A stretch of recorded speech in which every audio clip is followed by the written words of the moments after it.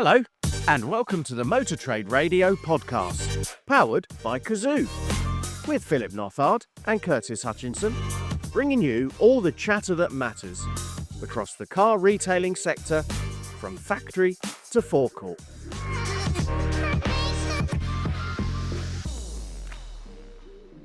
Well, hopefully we won't get too much background interference. I think you and I are sat in our offices and we've turned the fans off. We've got the windows open. We've got traffic. We've got birds. But too bad. Hopefully our equipment will keep that at bay, but there won't be too much. Yeah, hopefully the equipment and you and I sort of fast the next 30, 40 minutes without melting. Yes, but we do our best. But hopefully everybody listening this morning is enjoying the weather, and I suspect looking forward to tonight's football. Yes, but it isn't the next stage. So good luck, and good luck, England, if you're listening on Saturday, and if you're listening after Saturday. Oh, what an incredible match! Oh, what a disappointment. The boys did well though. So I think we've covered everything there, haven't we? And hopefully everybody that did stay up to watch the Sunday night, Monday morning match has now recovered from their lack of sleep. I know I spoke to many people on the Monday afternoon, and they were okay in the morning, and then come to about 3 o'clock in the afternoon, I think they were lagging a little bit anyway. Yeah, I did notice that Slack messages were not being responsive Monday afternoon. But it was all good. So we have got a few shout outs today. We've got a Menable moment and some biggish headlines as well, aren't we, going on? Yeah, it's another busy week in the motor trade, but we, as you say, we've got a few shout outs, starting with one very close to you actually, because Craig Maley, Cox Automotive, has been promoted as president of Cox Automotive Europe. Yeah, I mean, I previously reported into Craig, and it's a fantastic move for Craig and for the organisation. And this is on the back of Martin Forbes, who many will know as the international president. He's now actually moved to the US, so he's now based and lives in Atlanta with his family. Still keeps control of international presidency, in charge of UK, Europe, Australia, and other smaller markets out there. But obviously, time difference. He needed that reporting line for UK, Europe as a single line of contact and reporting, and he's taken on mobility and fleet additionally. So he's got more work. That is a big job. Yeah, big job. I think, positively for the business, and, having Martin there at the table in Atlanta, going into Steve Rowley over there representing, international, which includes UK, Europe, is a positive move. So it's great now that, he's there at the table discussing and sharing. But again, great move for Craig. Couldn't think of anyone better for that, with his strategic background as well as previously as chief strategy officer.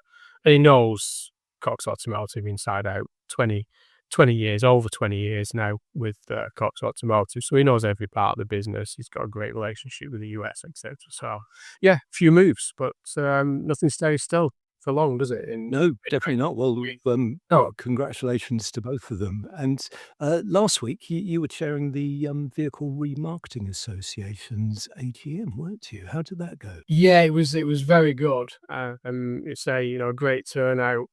Best part of over 50 in the room, with more online. So a friend of ours, and Graham from Alt, or Graham Filmer, who's Real Filmer, yep. Farmers Group. He was there talking about the current position with motor finance, and we've got a story about that later. Sort of talking about some of the challenges and nuances within that marketplace.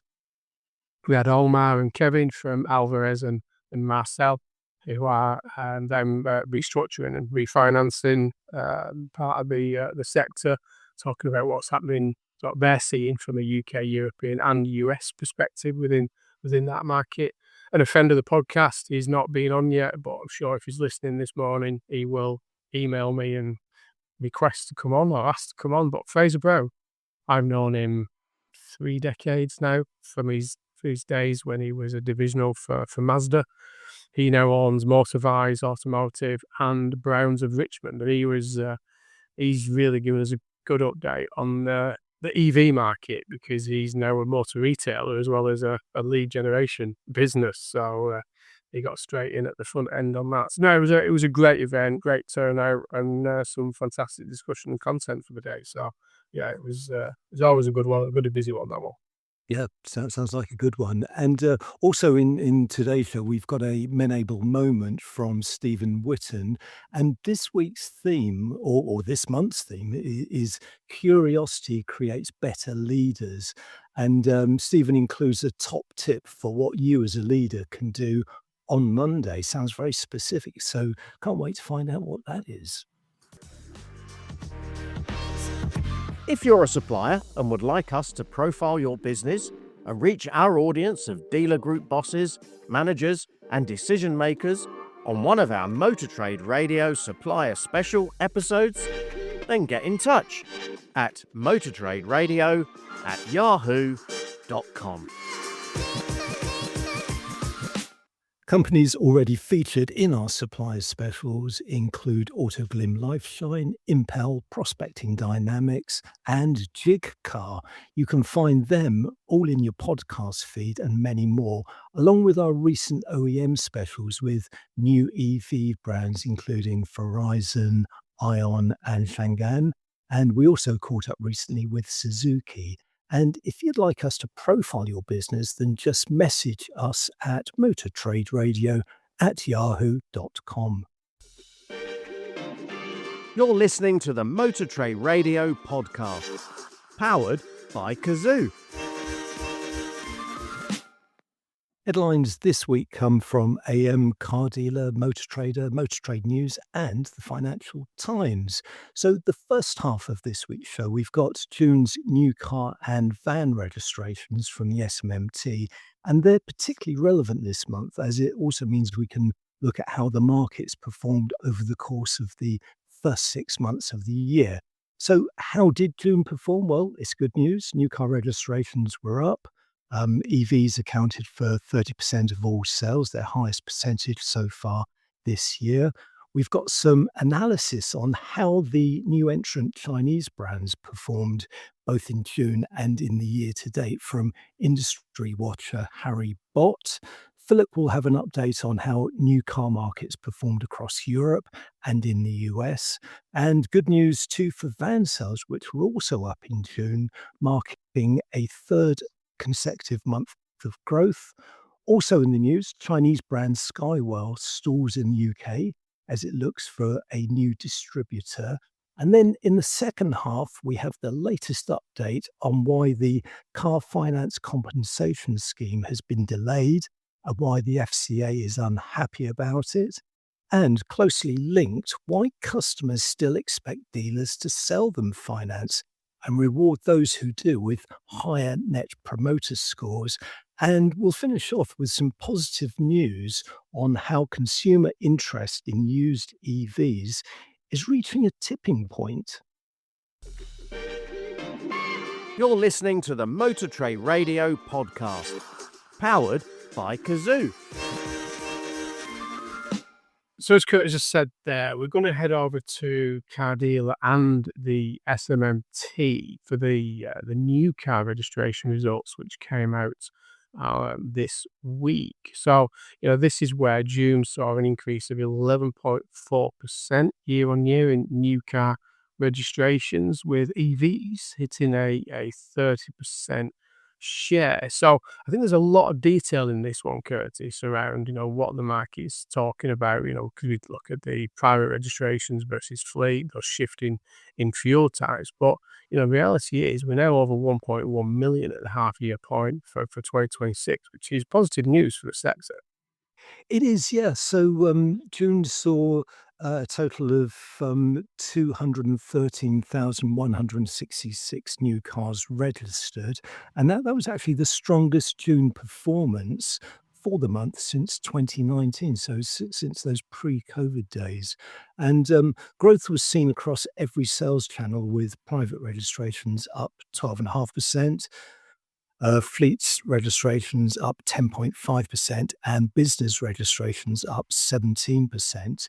And fleets continued to dominate the market, accounting for almost 6 in 10 new cars registered. But there's some interesting dynamics playing out, isn't there, in that split between private and fleet? Because yeah, whilst it was a good month for private, up 12.5%, the market share is still only 37.8% for the month.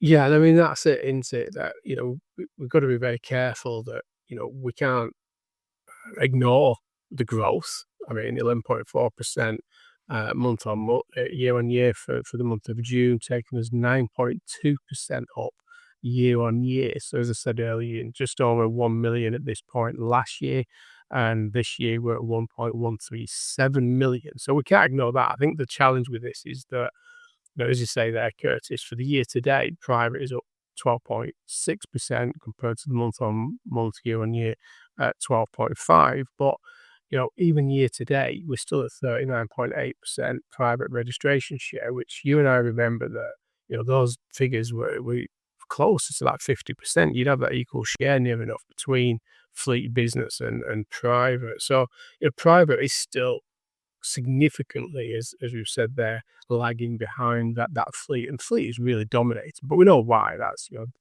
consumer challenges in with the political and economic climate. But at the same time, ownership of vehicles has shifted, hasn't it, over time, in the way customers are owning their vehicles with benefit in kind and opt out. Yeah, definitely. And, as we've both said, fleet was up. It is driving the market. And that's really reflected in the level of battery electric vehicle sales. So they took a 30% market share. So that's their highest monthly share so far of the year. Still behind is it 33% that is 34, yeah. 34, yeah, 34%. So still below that, but certainly heading in the right direction. While hybrids accounted for 14% and plug-in hybrids 12.5%. And the SMMT said that this surge in battery electric vehicle demand reflected, interestingly, the traditional end of quarter sales push by the OEMs, which we know about. Combined with something we've been talking about on the podcast for the last month or so, the higher fuel prices following the conflict. I think we can say ongoing conflict in the Middle East. Yeah, I think you're right. I think the data, something I'm analysing on a regular basis. When we talked about it, and we'll get on to it later in terms of the VR at AGM. Conversion rates for EVs and the used car market EVs has increased, and performance against cost new has also increased. So, we can't ignore the fact that the Middle East conflict and the impact on the pump prices has created, interest in both the new and used car market for battery electric vehicles, alongside better product, more products, lower cost of entry product in new for EVs as well. But I think, you called it out there, Curtis, that, year to date was still at 26.6% market share for battery electric vehicles against the Z mandate threshold of 34%. The government is meant to be in a consultation period to review the Z mandate, but, the conversations I've had with government is at the minute things are on pause because of the incoming Prime Minister. And once he gets in, supposedly, on the 20th of July, following the World Cup final on the 19th of July, you go into summer recess. So Yes. what's going to happen? And at the minute, work streams and consultations are being paused until further notice to understand what the new Prime Minister and his leadership team want to do. So there's a lot to play out, but clearly, we're on the right direction, but there's still a lot to do in there.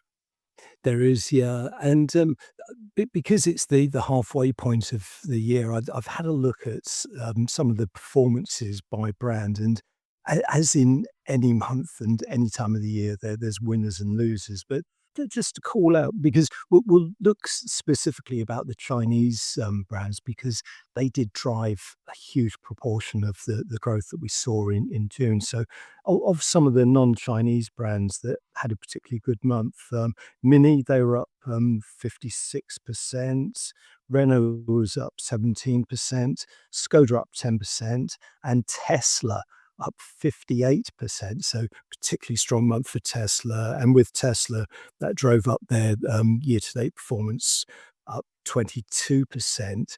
But in terms of some of the losers, and I must say there are a lot of them, and as highlighted by my Daily pen. So Citroen were down 16% for the month.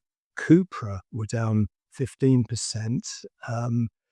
DS was down 92%. They sold just 44 units, and that does really put a question mark over the sort of long-term future of DS, that they haven't cracked the market, and if they're just selling 44 vehicles, 112 to date, that's a, that's a brand that's sort of soul searching, I suspect, at the moment.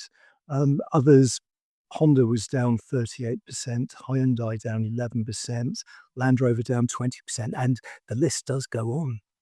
Yeah, it's a shame, isn't it, really, that I think, as you say, we've seen it play out, particularly for the first half of this year, that push and that chase for market share as the established brands try and defend their market presence and market share.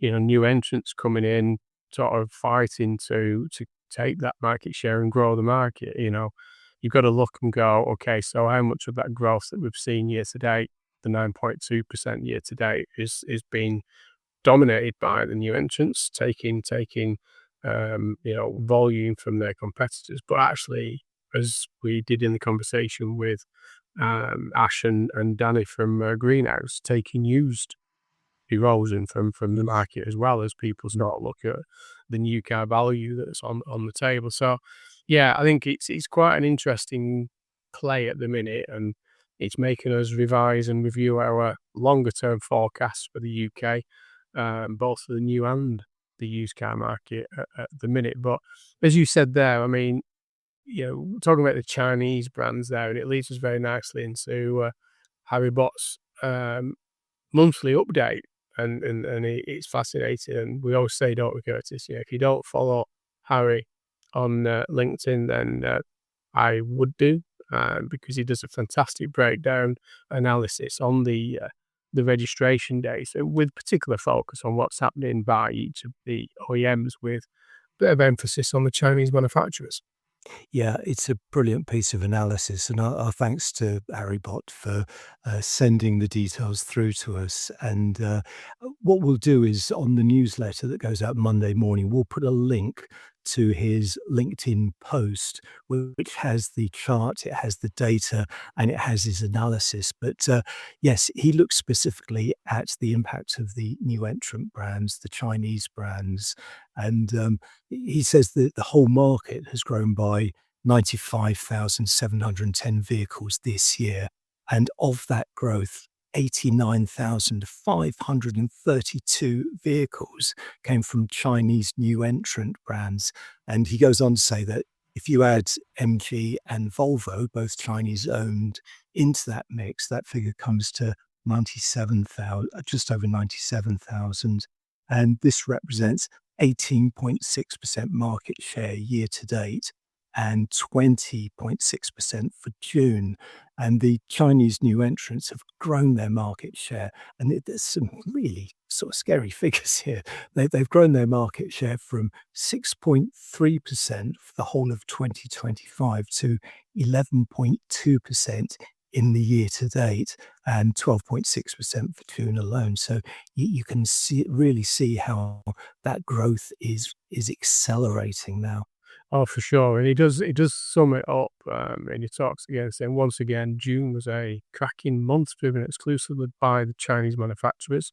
They are winning due to great value, strong products, but as we have seen with Aeon, a strong post-sale proposition to show faith in their vehicles, and the poor heritage brands, let's call them the heritage brands, are being knocked from pillar to post.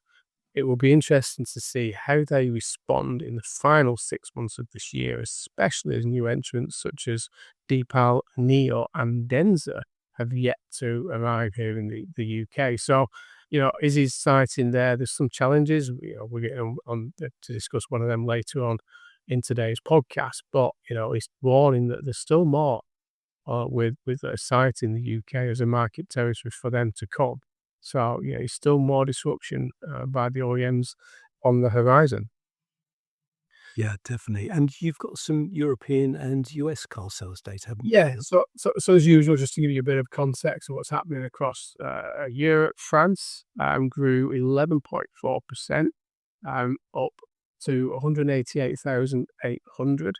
Germany had a strong month with 296,400, a growth of 15.7%. Italy grew double digit, just over 10% to 146,400. Spain, a little bit challenging there in Spain, a growth of 7.8%, up to 128,400.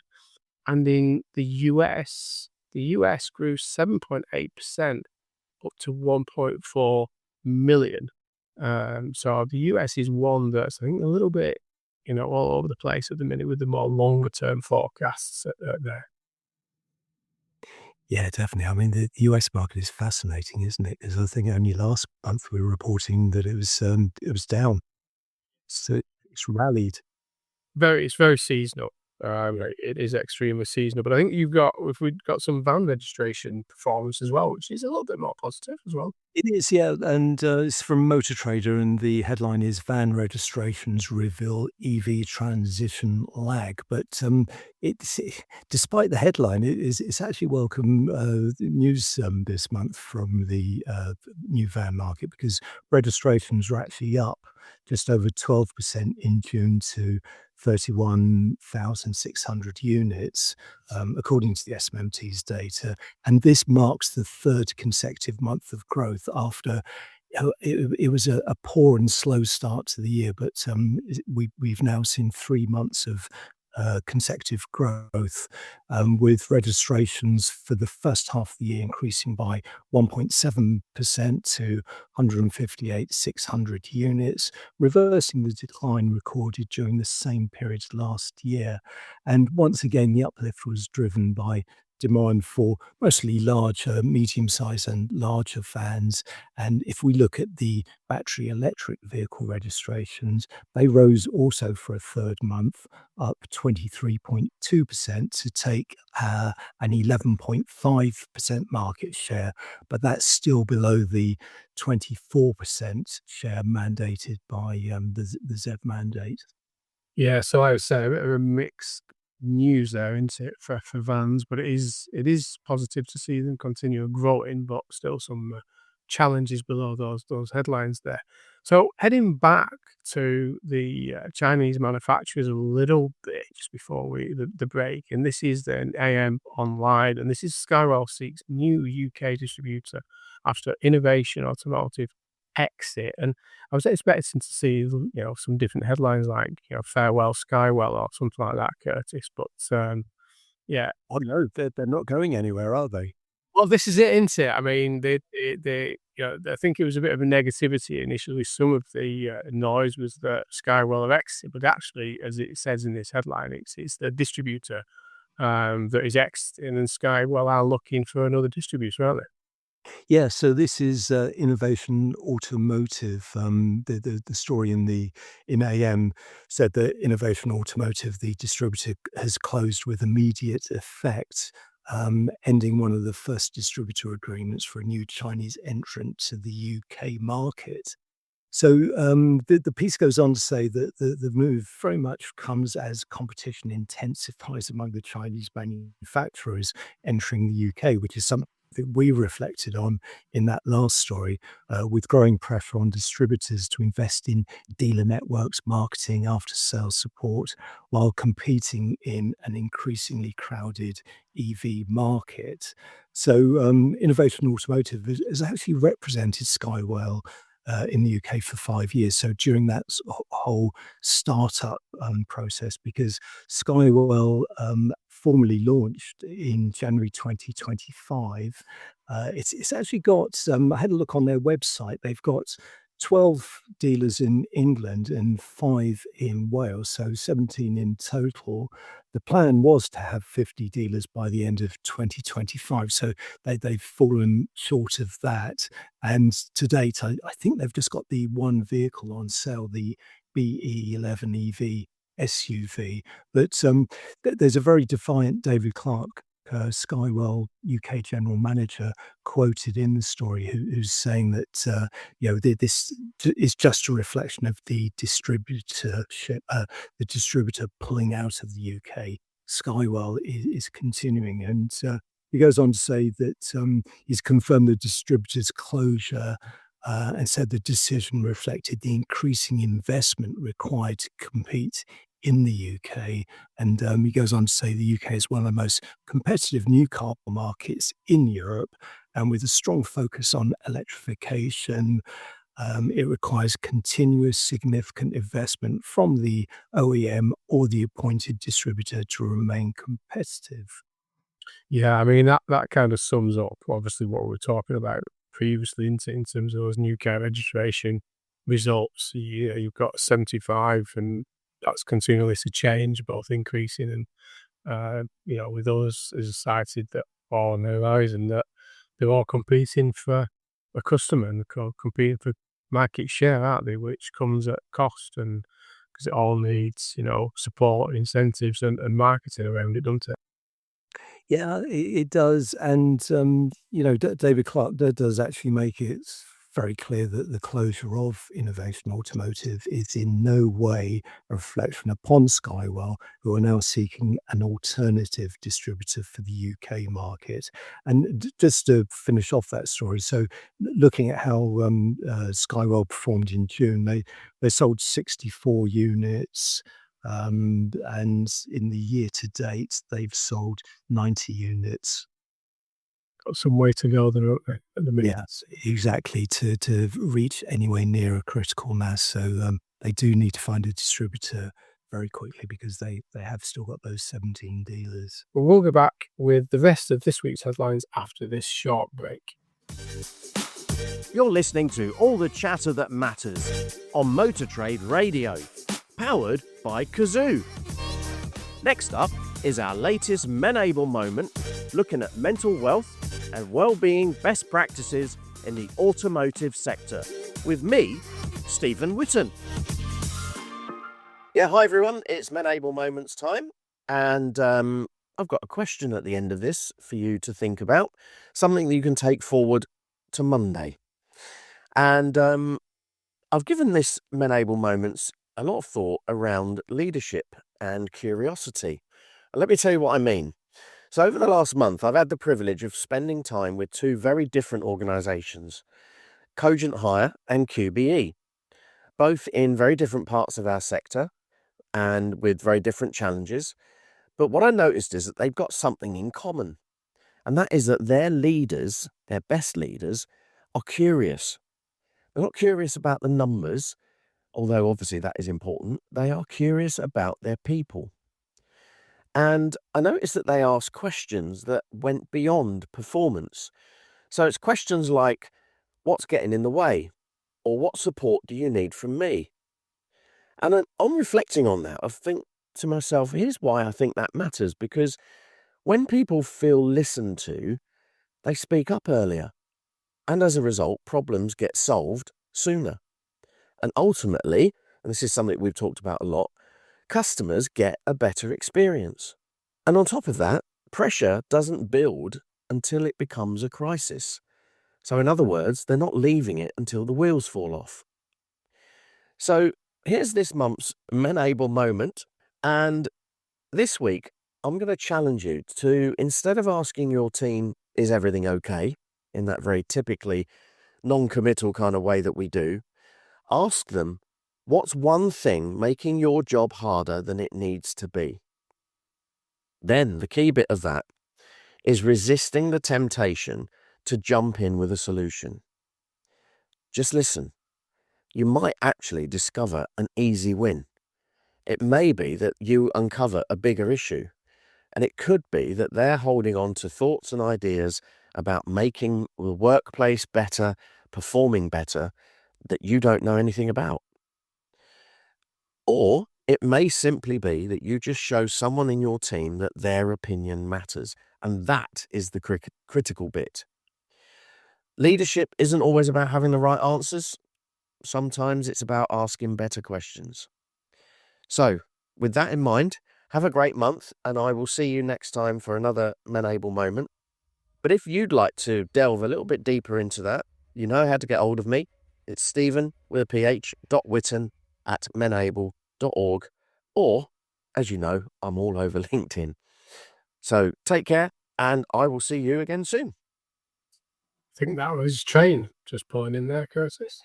Yeah, I mean, Steve is a busy man, and that probably was a train taking him off to his next gig, his next consultation. And yeah, what a great Menable moment. I mean, he really has, suggested something quite provocative that maybe wouldn't be on the top of most managers' lists on a Monday morning after discussing, of course, how the football.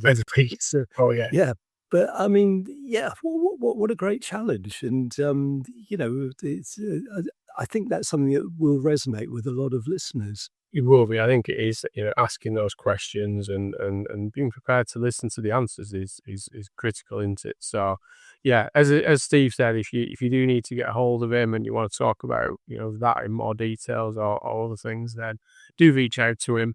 As I said, there he's available on Menable.org, or you can email him at Stephen, that's with a PH, .Whitton, WHITTON, @menable.org, or just look out for him on the social channels, in particular LinkedIn, and reach out to him. But we're going to get back to the headlines now and really focusing on the financial sector of our of Automotive, and this is in the Financial Times, and I think this is where it's never going to go away, is it, Curtis?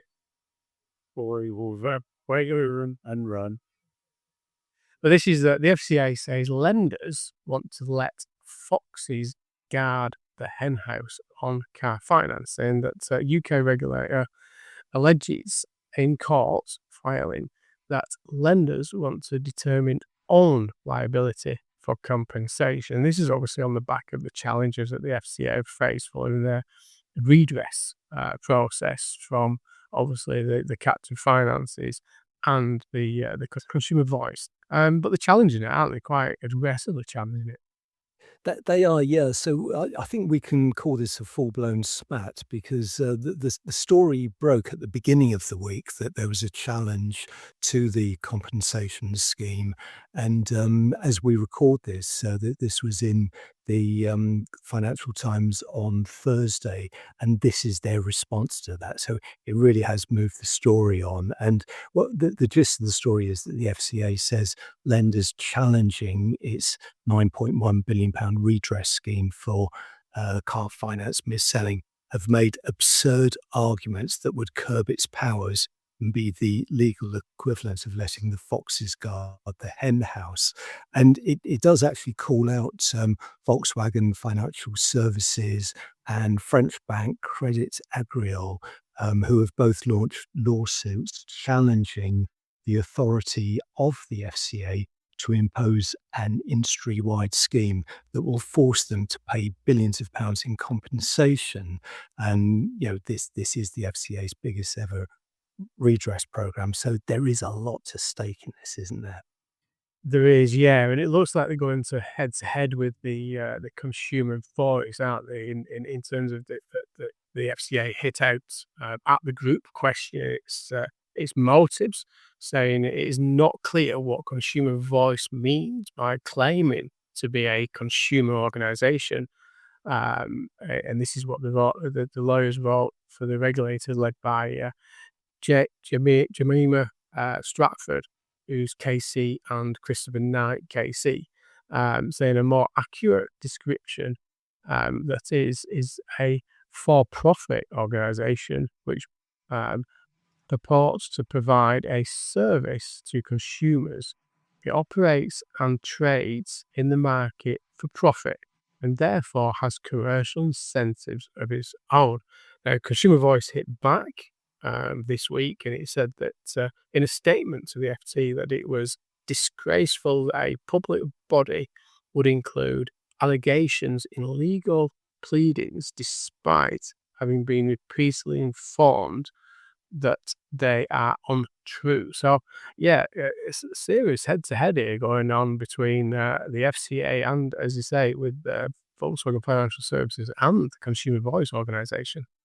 It's all kicking off, isn't it? And the FCA, talking specifically about VW Financial Services and Credit Agricole, says the FCA makes the rules and the firms have to follow them. The watchdog wrote in its submission, adding its rights to impose a redress scheme gives no powers to companies.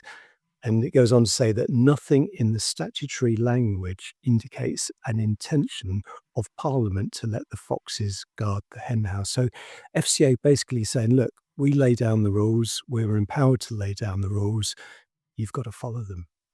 I mean, it is one of them, isn't it, that, as you've said various times regarding this situation, that, yes, it's financially damaging. Yes, has it been laid out as people would want? Maybe not, depending where you sit within that process. But, I think the initial response from a large proportion of the sector was, we don't necessarily agree, but at least there is a decision, there's a process that we can adhere to and we can plan and react to and move on.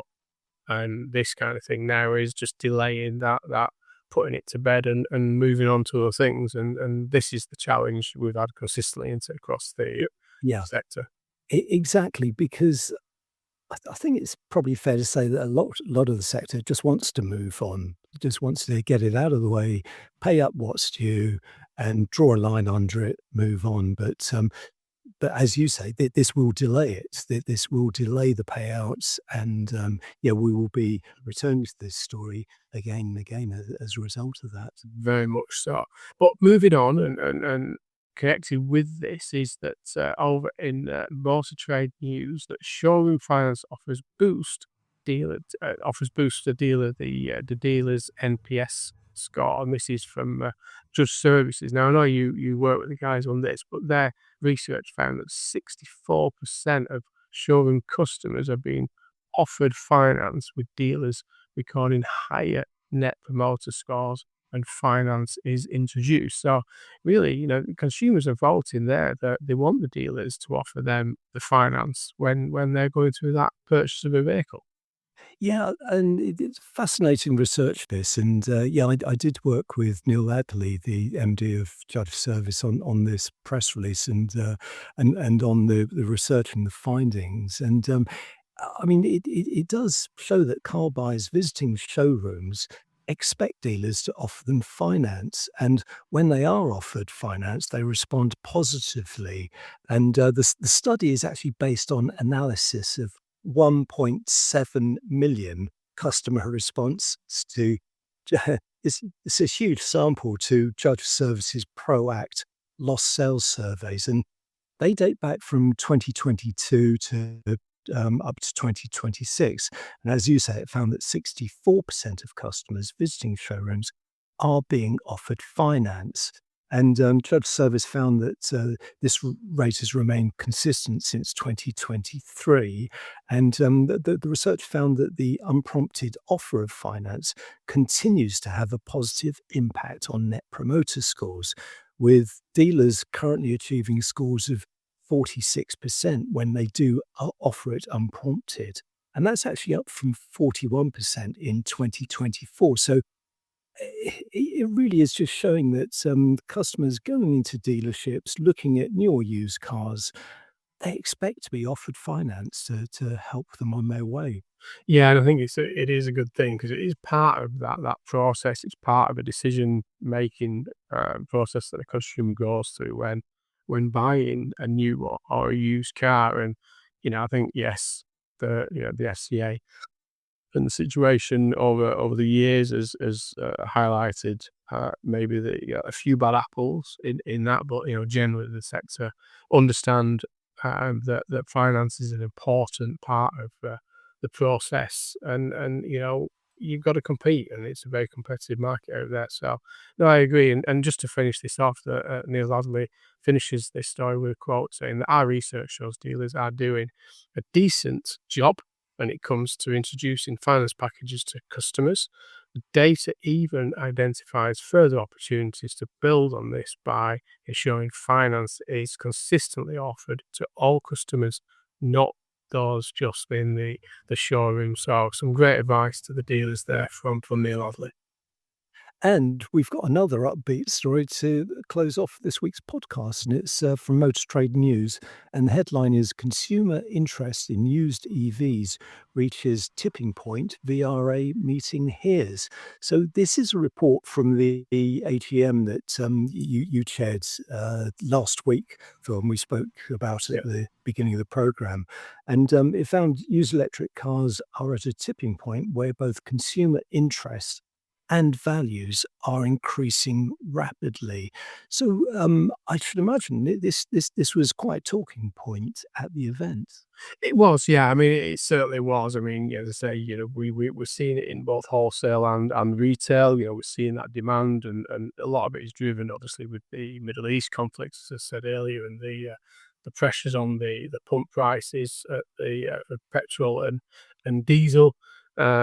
We were just talking about with the SMMT figures with that growth of new car registrations that are full battery electric, and obviously the growth of hybrids as well, as people look at that halfway point for moving into EV. But Fraser Brown, who as I mentioned earlier, known him for a few decades now, that not only does he run the Motorvise business, which is a lead generation or a consultancy kind of business, he's also got a motor retail business that, at one point it was selling just a few EVs, and then obviously he realized that how much, he could buy these vehicles for, what good value they offered, and sort of really got into it. And he shared on the day some fascinating insight into, what he's done, how he manages that process. But, really that seeing that growth, and I think, clearly, we had David Bilsby on when you were taking a well-earned holiday, Curtis, and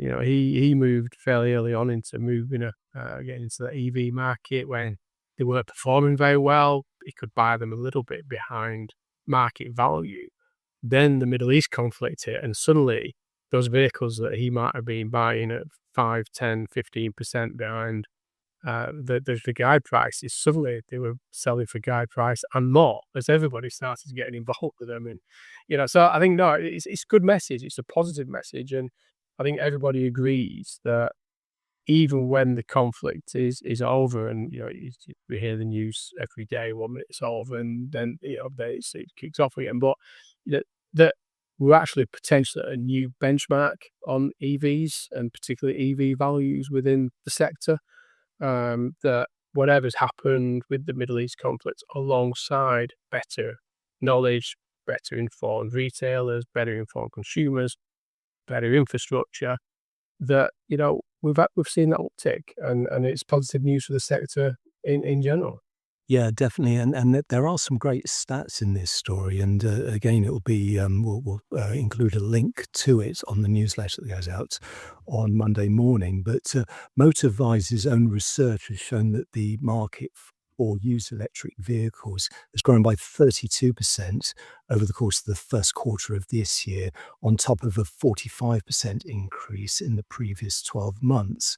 And Fraser Brown goes on to say, we can show potential buyers that as long as there is space at home for a charger, they should save a typical £154 a month on a 2 to 3 year old small car by going electric. So really quantifying the sort of typical savings, the average savings that some buyers can achieve. And that is that makes for a very tempting proposition, doesn't it? It does, and a nice takeaway quote in this is that it says that buyers come to us in a state of that we describe as EV curious, and then they embark on a process of education about what they can expect from EV electric vehicle car ownership, and that by their third conversation, they have generally won them over, and those that are the biggest skeptics initially often become the biggest advocates. So really, demonstrating there that the education and that process is key to finding these buyers for used battery electric vehicles. So yeah, all in all, it was very positive, and I'm sure we'll get Fraser on the podcast at some point in the future. Definitely. So that's it for this week. Hopefully, we've brought the majority of the big headlines, as Curtis said. Everything will be included on the newsletter on Monday morning. You do have if you're not following Harry Bott from MediaHawk, then I would suggest you should. Fascinating insight as always. It looks like the FCA redress is going to rumble on for some time, Curtis, I suspect, and I'm sure we'll be covering that story again in the future. It's almost like Dieselgate all over again, isn't it? That one up, don't we get one up? Hashtag Dieselgate. God, yeah. Mention the D word. Have you melted yet? Because I have. Yes. We need to get the fans back on and windows open. But yeah, we got there. Fun. Definitely time to wrap up. Yeah, we went up swimming tonight as well. So definitely, yeah. So that's all for now. Many thanks to you for listening to this Motor Trade Radio podcast. Until next time, it's goodbye from me. And it's goodbye from him. Thank you for listening to the Motor Trade Radio podcast, powered by Cazoo.